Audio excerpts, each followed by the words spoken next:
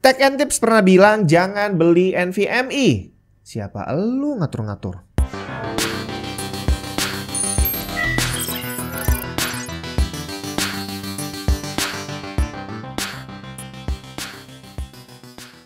Buat yang lagi hunting komponen PC, bisa coba mampir ke tokonya Tech and Tips. Scan aja barcode ini atau klik link yang ada di deskripsi, terus cek katalognya. Ada beberapa komponen mantan review, ada yang baru, ada merchandise Tech and Tips, dan mau ngerakit PC juga bisa sekalian di sana. Konsultasi gratis, bre.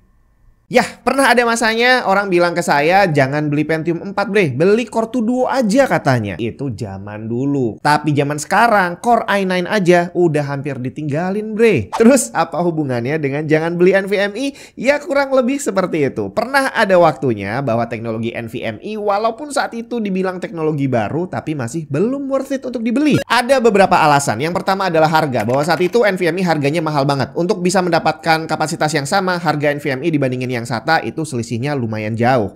Dan kedua, teknologi motherboard yang ada saat itu ya bisa dibilang belum terlalu mensupport NVMe. Ada sih yang ngasih slot lebih dari satu, tapi biasanya NVMe-nya cuma satu, yang satunya cuma support SATA doang. Artinya kalau kita beli dua NVMe biar bisa dapat transfer speed kenceng antara SSD itu belum bisa dilakukan karena yang bisa terpasang cuma satu doang. Kemudian ketiga adalah alasan software, bahwa software saat itu termasuk game belum didesain untuk bisa memanfaatkan kecepatan NVMe yang tinggi. Artinya walaupun kita udah beli barangnya mahal gitu ya, tapi ternyata peningkatan performance-nya nggak bisa terlalu kita rasakan. Loading Windows ya masih kurang lebih sama seperti SATA, loading game juga sama aja. Nah, di tahun 2024 ini kira-kira gimana perkembangannya? Apakah NVMe masih belum worth it untuk dibeli? Untungnya tidak bre. Teknologi sudah sangat berkembang, NVMe udah semakin kenceng banget, dan untungnya komponen lainnya juga sudah mengikuti. Motherboard sekarang udah banyak yang didesain untuk bisa menampung banyak NVMe, ada yang bisa nampung 2, 3, 4 bahkan lebih. Kemudian software juga sama, baik operating system maupun game gitu ya, itu mereka udah bisa memanfaatkan kecepatan NVMe yang kencang. Hasilnya loading Windows terasa lebih cepat, loading game juga terasa lebih cepat kalau kita pakai SSD yang kencang. Tapi bukan berarti masalahnya hilang. Tantangannya ada lagi yang baru karena sekarang NVMe-nya ada banyak banget bre. Ada yang Gen 3, Gen 4, Gen 5. Mana yang harus kita beli? Nah, di sini ternyata peringatan jangan beli NVMe masih berlaku, tapi dengan syarat dan ketentuan yang berbeda. Pertama, NVMe adalah SSD dengan colokan M.2 yang menggunakan jalur PCI Express. Jangan bingung karena ada SSD lain lagi yang sama pakai colokan M.2 tapi dia menggunakan jalur SATA. Bentuknya sama persis, bisa dicolokin di tempat yang sama, tapi ternyata tidak selalu support. Dan seandainya support, kecepatannya jauh berbeda. Mungkin banyak yang udah pernah dengar orang curhat, gue udah beli SSD NVMe tapi waktu dipasang kok nggak kedetek ya. Cuma begitu dipindah ke slot lain baru kedetek. Apa yang salah? Ya itu tadi, bahwa colokan M.2 ada yang hanya support NVMe, ada yang hanya support SATA, dan ada juga yang support dua-duanya. Jadi peringatan pertama, jangan beli NVMe kecuali kamu udah tahu motherboard kamu supportnya apa. Motherboard keluaran baru umumnya sudah menyediakan lebih dari satu colokan M.2. Tapi tadi ada yang support NVMe, SATA, ada yang dua-duanya. Untuk memastikan, buka manual booknya,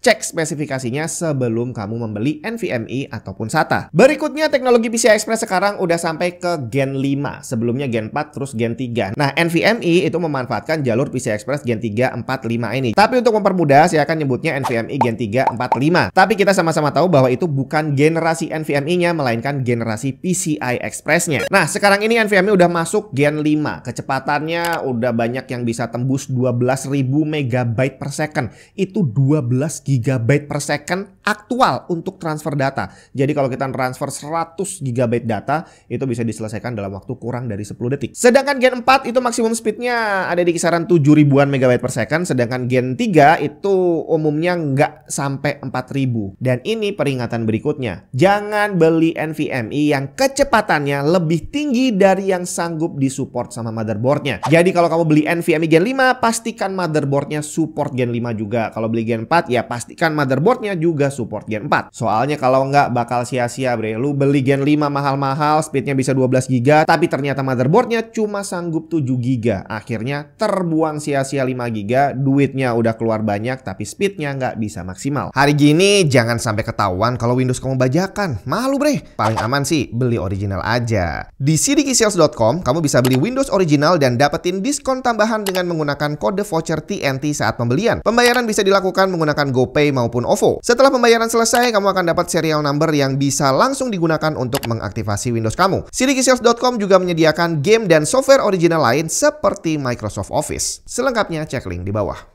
Nah, berhubungan dengan transfer rate tadi, dibilang bahwa Gen 5 bisa mencapai 12 GB per second. Itu adalah transfer rate antar SSD. Berarti kalau kita mentransfer dari SSD 1 ke SSD 2, untuk bisa mendapatkan kecepatan 12 GB, berarti dua-duanya harus 12 GB. Kalau yang satu 6 GB, ya akhirnya yang 12 ini bakal ngikut kecepatan yang 6 GB. Bottleneck. Nah, masalahnya, motherboard kelas konsumen yang umum ada di pasaran sekarang, yang mensupport Gen 5 untuk storage biasanya cuma menyediakan satu slot doang. Jadi kalau kamu beli NVMe Gen 5 yang kenceng banget tadi, slotnya cuma satu. Artinya kamu nggak bisa transfer ke SSD kedua atau ketiga karena mereka speednya jauh di bawah itu. Jadi jangan beli NVMe Gen 5 kalau kamu berharap bisa mentransfer data dengan sangat cepat. Karena tadi yang kenceng cuma satu doang. Kamu transfer ke SSD lain dia jadi lemot. Kamu transfer ke external drive itu lebih lemot lagi. Tapi bukan berarti beli Gen 5 nggak ada manfaatnya ya. Ada. Peningkatan performance-nya tetap bisa kita rasain. Terutama untuk loading Windows yang akan jadi terasa lebih cepat. Loading game juga terasa lebih cepat. Termasuk PC-nya juga akan terasa lebih responsif. Karena NVMe Gen 5 biasanya punya latency yang lebih rendah dibandingin generasi yang lebih tua. Yang penting satu, pastikan bahwa motherboard kamu mensupport PCI Express untuk storage. Jangan salah baca. Karena ada yang menyebutkan PCI Express 5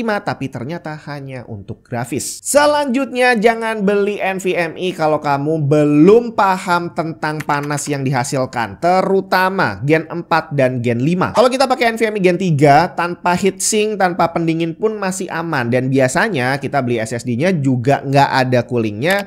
Terus motherboard kelas budget yang hanya mensupport Gen 3 biasanya juga nggak ngasih heatsink di sana. Dan itu karena memang aman. Gen 3 aman dipakai tanpa cooling. Tapi begitu kamu pakai Gen 4 yang lebih kencang, apalagi Gen 5, ceritanya berubah bre. NVMe Gen 4 panasnya udah cukup tinggi, tapi untungnya masih bisa ditahan dengan cukup pakai heatsink aja. Entah heatsink bawaan dari SSD-nya, soalnya kadang ada tuh yang sudah menyertakan heatsink. Atau kalau misalkan nggak ada, di motherboard biasanya juga ada yang sudah menyertakan heatsink untuk SSD. Dan itu umumnya sudah cukup untuk mendinginkan NVMe Gen 4. Tapi begitu kita bicara Gen 5, ceritanya jadi jauh berbeda lagi. Dari banyak SSD yang sudah saya tes, panasnya bener-bener tinggi. Pakai heatsink doang nggak cukup. Bisa sih dia beroperasi, tapi nantinya akan throttling karena terlalu panas. Dan kalau diterus-terusin bisa cepat rusak juga kali ya. Idealnya untuk NVMe Gen 5 kita pakai bukan hanya heatsink, tapi udah active cooling, heatsink dan juga fan. Dan ini kadang-kadang nih dari pabrikan saat menjual SSD NVMe Gen 5-nya udah menyertakan heatsink dengan fan. Atau motherboard kelas atas itu kadang juga ada yang sudah